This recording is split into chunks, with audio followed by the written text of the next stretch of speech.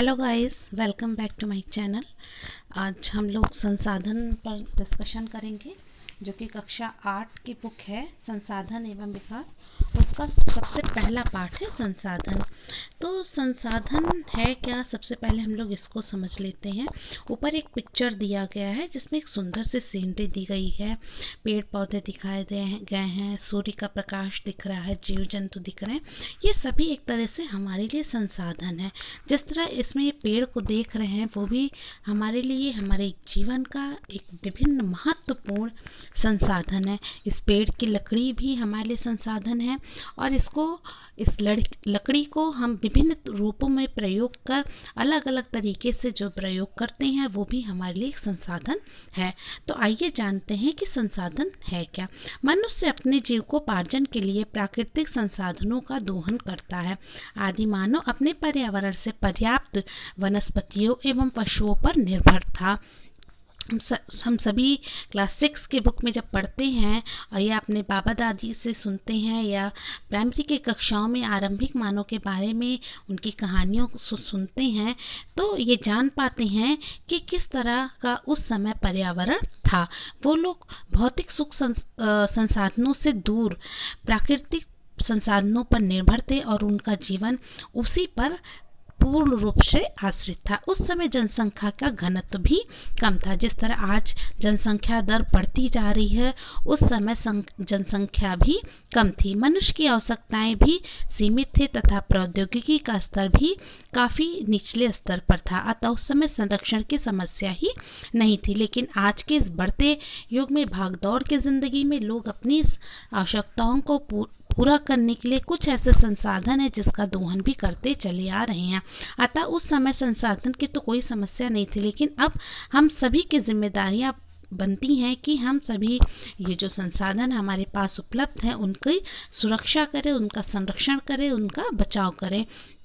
कालांतर में मनुष्य ने अपने संसाधनों के दोहन की प्रौद्योगिकी में उसका प्रयोग करके निरंतर विकास करना शुरू कर दिया। वैज्ञानिक तथा तकनीकी विकास द्वारा मनुष्य जीविकोपार्जी संसाधनों के अतिरिक्त उत्पादन के संसाधनों का भी दोहन करने लगा।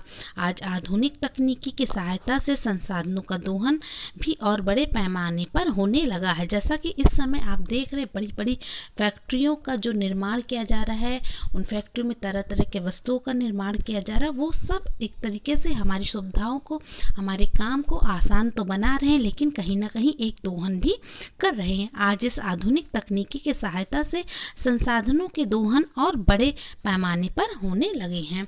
जनसंख्या की निरंतर वृद्धि, अभी शुरुआत में बताया कि जब आदि मानव की बात करते तो उस समय जनसंख्या घनत्व इस तरह नहीं था, लेकिन इस समय अगर वर्तमान समय में देखा जाए तो जिस तरह हमारे पास तरह तरह की प्रौद्योगिकी है, उसी तरह जनसंख्या का भी निरंतर वृद्धि होती जा रही। साथ ही प्रौद्योगिकी के विकास द्वारा उन्हें उपयोग करने की मनुष्य की क्षमता भी निरंतर बढ़ती जा रही है।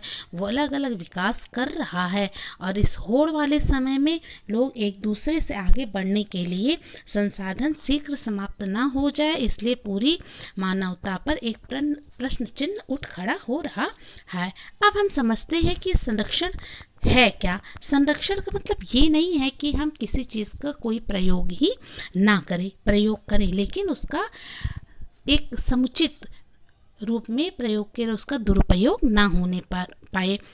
प्राकृतिक संपदाओं का योजनाबद्ध और विवेकपूर्ण उपयोग किया जाए तो इनसे अधिक दिनों तक लाभ उठाया जा सकता है। जैसे पानी की ही बात कर रहे हैं, तो लोग कहते हैं कि पानी का अब हम सभी को एक सीमित, मतलब हमारी आवश्यकता पूरी हो। सीमित का मतलब यहाँ पर ये नहीं कि हम किसी चीज़ को, अपने काम को रोके, लेकिन उसका दोहन ना होने पाए, नहीं तो दिन ब दिन पृथ्वी पर पानी की कमी आ जाएगी। तो भी हमारी प्राकृतिक संपदा का एक महत्वपूर्ण अंग है। संपदाओं या संसाधनों का योजनाबद्ध, समुचित और विवेकपूर्ण उपयोग करना ही संरक्षण का मतलब होता है। संरक्षण का मतलब ये नहीं है कि हम उसका प्रयोग ना करें या किसी को करने ना दें, ये ऐसा बिल्कुल नहीं है, या उसके प्रयोग में हम कंजूसी करें, ऐसा भी इसका मतलब नहीं निकलता। हम अपनी आवश्यकता अनुसार इन संसाधनों का प्रयोग करें। और संसाधनों की आवश्यकता की बात करें तो मानव विभिन्न प्राकृतिक संसाधनों का उपयोग अपनी आवश्यकता की पूर्ति के लिए करता आ रहा है। खाद्यान्नों और कच्चे पदार्थों की पूर्ति के लिए उसने भूमि को जो जोता है, सिंचाई और शक्ति के विकास के लिए उसने वन्य पदार्थ का मतलब यहाँ पर जंगलों से जो प्राप्त वस्तुएं हैं और खनिजों का शोषण और उपयोग किया है।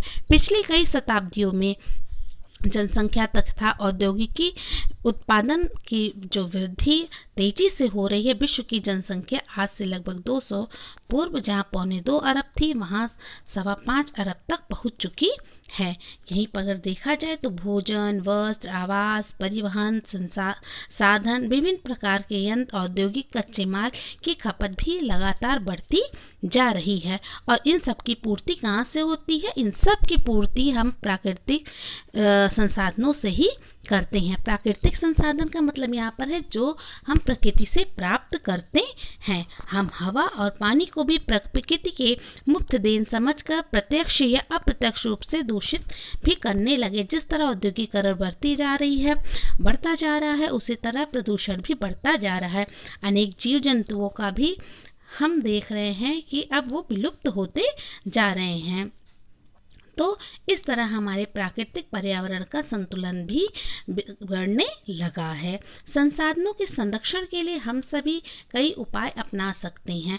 प्राकृतिक संपदा हमारी पूंजी है जिसका लाभकारी कार्यों में सुनियोजित ढंग से उपयोग होना चाहिए। इसके पहले हम किसी देश या प्रदेश के संसाधनों की जानकारी होनी चाहिए। फिर हमें ध्यान रखना चाहिए कि विभिन्न संसाधन परस्पर प्रभावोत्पादक होने चाहिए।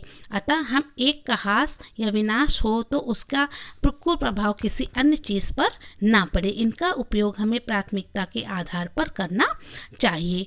और जो संसाधन प्राकृतिक या संपदा सीमित है उसे अंधाधुंध समाप्त करना भी गलत है, मतलब उसका हमें संरक्षण करना भी बहुत ज़रूरी है। मृदा संरक्षण की बात करें तो वनस्पतियों के उगने का जो माध्यम है वो हमारी मृदा पर ही निर्भर करता है। भारत की जो है हमारे देश की अर्थव्यवस्था कहा जाए तो हमारे देश की अर्थव्यवस्था मुख्य रूप से कृषि पर निर्भर है। तो जिस प्रकार हमारी मृदा की उर्वरक क्षमता, गुणवत्ता अच्छी होगी, हमारी उपज भी अच्छी होगी। और इसके लिए हमें मृदा अपरदन को भी रोकना चाहिए। तो इसलिए जब भी हम कृषि के बाद हमारी फसल तैयार हो जाती है तो जब हम अपनी फसल को काटते हैं तो काटने समय हमें ये ध्यान रखना चाहिए कि 10 से 15 सेंटीमीटर नीचे से तने को छोड़कर ही काटना चाहिए, जिससे तेज हवा के बहाव से भी हमारी मृदा उड़कर ना इधर उधर जा पाए। इसके प्राकृतिक कारक भूमि का ढाल है, वर्षा की तीव्रता है, वायु वेग है, हिमानी प्रवाह आदि। मतलब हमें मृदा अपरदन को रोकने के कई सारे कारण यहाँ पर दिखाई दे रहे हैं। शुष्क एवं मरुस्थलीय क्षेत्रों में मृदा अपरदन वायु द्वारा होता है। वृक्षों तथा वनस्पतियों के विनाश से भी, तेज वायु के प्रवाह से भी मृदा अपरदन होता है। इसीलिए बताया गया है कि जब भी हमारी भूमि पर फसल तैयार हो जाए, काटते समय फसल के जो नीचे के तने होते हैं उनको थोड़ा थोड़ा छोड़कर ही काटना चाहिए, जिससे तेज हवा के कारण मिट्टी एक स्थान से दूसरे स्थान पर उड़कर ना जा पाए। और ऐसे में उन स्थानों पर भी वायु वेग से मृदा अपरदन होता आता। इससे बचने के लिए यहाँ पर 30-35 है, लेकिन कहीं कहीं पर हमें 10 से 15 सेंटीमीटर का भी आंकड़ा मिलता है। और मृदा अपरदन में हमको बचाने के लिए पशुचारण पर भी प्रतिबंध लगाना बहुत ज़रूरी है। मैदानी भागों में मृदा अपरदन की गंभीर समस्या बनी हुई है। इसके लिए हमें खेतों में मेड़ बनाकर ज़्यादा से ज़्यादा पशुचारण को रोक लगाना चाहिए, तभी हमारी मृदा अपरदन को हम रोक सकते हैं। वनस्पतियों का संरक्षण का मतलब यहाँ पे हमारे वन संरक्षण से है। वनस्पति का प्रयोग दिन ब दिन बढ़ता जा रहा है। औद्योगिक क्रांति के बाद वनों का बड़े पैमाने पर ह्रास होता जा रहा है। भारत के कई भागों में ईंधन और कास्ट कोयला के लिए अंधाधुंध लकड़ी की कटाई हो रही है और ऐसे क्षेत्रों में झाड़ियां उगाई हैं। प्राचीन भूमियाँ आज भी कृषि क्षेत्र में बदल गई हैं। हम देख रहे हैं कई ऐसे क्षेत्र भूभाग हैं जो मैदानी भागों को अब हम लोग कृषि के क्षेत्र के रूप में उपयोग करने जा रहे हैं। इसका परिणाम है कि मिट्टी का कटाव हो रहा है, अधिक प्रवाह और बाढ़ भी आ रही है। इसलिए वनों का होना हम लोगों के लिए बहुत ज़रूरी है। तो वन संरक्षण के लिए यहाँ पर कई सारी बातों को बताया गया है कि जिन क्षेत्रों के निकट अतीत में वृक्ष काटे गए हैं वहाँ पर फिर से वृक्षारोपण किया जाए, जिससे बाढ़ की समस्या पर हम लोग कंट्रोल कर सके और मृदा का कटाव ना हो और अपरदन भी ना हो। वनों से केवल अपरिपक्व ही वृक्ष ही काटे जाएं, मतलब कि जो वृक्ष कई सालों से तैयार हो गए हैं उनको ना काटे। वो हमारे ज़मीन की मिट्टी को बांध के रखने में बहुत महत्वपूर्ण होती हैं। वन प्रदेश में कटाई के लिए फसल चक्र पद्धति अपनाई जाए तो क्रम से वन विकसित होगा और नियमित लाभ भी होता रहेगा। वन क्षेत्र का विस्तार किया जाए। फिर नेक्स्ट है वनों की देखभाल ठीक से की जाए, आग ना लगने पाए। कहते हैं कि गर्मी के दिनों में जंगलों में आग लगने के अधिक आसार होते, तो इसकी देखभाल की जाए और उन वनों में जो पुराने वृक्ष हो गए हैं वहाँ पर भी दीमक तथा अन्य कीटाणुओं से रोकने के लिए दवाओं का समय समय पर छिड़काव भी किया जाए। वन संरक्षण के लिए सहयोग सरकार द्वारा कई सारी योजनाएं और नियम बनाए गए, उनका समय समय पर पालन किया जाए और कठोरता से पालन किया जाए। और जीव जंतुओं का संरक्षण, नेक्स्ट पॉइंट है जीव जंतुओं का संरक्षण। जीवन की विविधता बनाए रखने में वन्य प्राणियों का बहुत योगदान है, जो जैव विविधता हमारे पर्यावरण में संतुलन बनाए रखती हैं। ये बात भी हमें नहीं भूलनी चाहिए। रंग बिरंगी चिड़ियाँ हैं, तितलियाँ हैं, छोटे छोटे कीट पतंगे हैं, छोटे बड़े हर तरीके के जानवर हैं, अन्य जीव जंतु जो वनों में पारिस्थितिक संतुलन बनाए रखते हैं, तो इनका भी होना धरती पर बहुत आवश्यक है। वन के ह्रास के साथ साथ जब हम देखेंगे तो इन वन्य प्राणियों में भी कमी आती जा रही है। तो जब हमारे वन होंगे तो हमारे वन्य प्राणी भी सुरक्षित और संरक्षित होंगे। विश्व के विभिन्न भागों में जीवों को शरण देने के लिए स्थान स्थापित किया जाना चाहिए। हमारे देश में कई वन्य अभयारण्य हैं, कई वन उद्यान हैं जहाँ पर इनका संरक्षण किया जा रहा है। इसी उद्देश्य से कई प्राकृतिक राष्ट्रीय वन उद्यानों की स्थापना की गई है, जिससे वहाँ पर हमारे जीव जंतु संरक्षित और जीवित रहें। पालतू पशुओं की उचित देखभाल की जाए, चारे की फसलें उगाना, चारागाहों में उर्वरक का प्रयोग करना, पशुओं का चयन, नस्ल सुधार आदि कई चीज़ें हैं जो कि पशुओं के संरक्षण में काफ़ी सहायक सिद्ध हो रही हैं। आगे है खनिज संपदा का संरक्षण। ये खनिज संपदा हमारी प्राकृतिक संपदा का एक अभिन्न अंग है। ये सारी संपदाएं हमें हमारी प्रकृति से ही प्राप्त होती हैं। धात्विक खनिजों को खोद कर निकालने और माल तैयार करने में होने वाली बर्बादी को रोकना होगा या उसे कम करना होगा। विरल या कम प्राप्त होने वाली खनिजों के लिए विकल्पों की खोज करना होगा तथा उसके स्थान पे अन्य धातुओं को, अन्य कई सामग्रियों का उपयोग हमें बढ़ाना होगा। सभी खनिजों का बार बार उपयोग संभव नहीं है, फिर भी कुछ खनिजों को रद्दी माल के रूप में प्रयोग में लाना भी संरक्षण का एक महत्वपूर्ण अंग है। इसी में हम लोग आगे नवीकरणीय और अनवीकरणीय संसाधनों के बारे में भी पढ़ेंगे। इन्हीं प्राकृतिक संसाधनों की बात की जाए जो कि जीवन का मुख्य आधार है, जल, और आगे से में हम लोग वायु भी पढ़ेंगे।